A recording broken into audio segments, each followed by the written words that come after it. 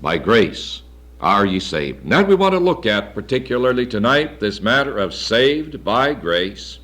And in so doing, we want in the first place to identify grace. Identifying grace. And of course, right off we could say, well, we all know what grace is. We don't need to identify it. We do, and yet we don't.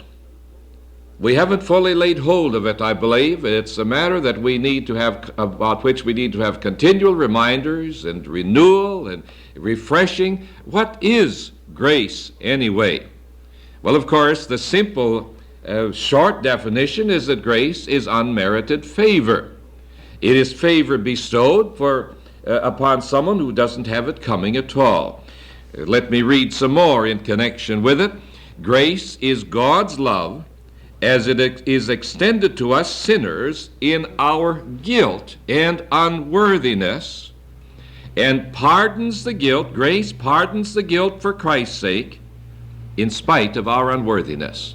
Now you will notice there are certain elements that are always involved in the matter of grace. One thing that is always involved when there is grace, there is guilt. There is guilt on the part of the one to whom the grace is extended. Another thing that is involved in the person to whom grace is extended is unworthiness.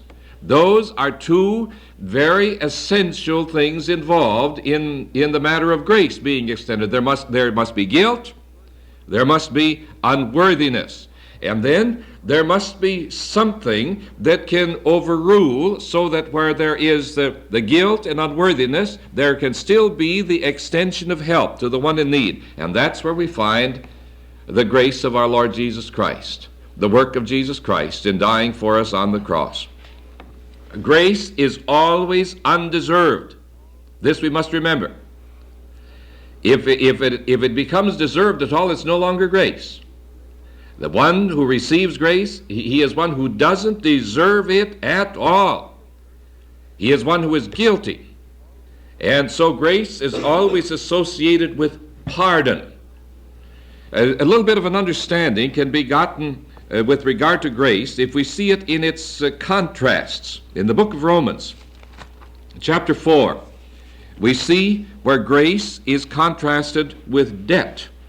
Romans 4, verse 4. Now to the one who works, his wage is not reckoned as a favor, but as what is due. But to the one who does not work, but believes in him who justifies the ungodly, his faith is reckoned as righteousness.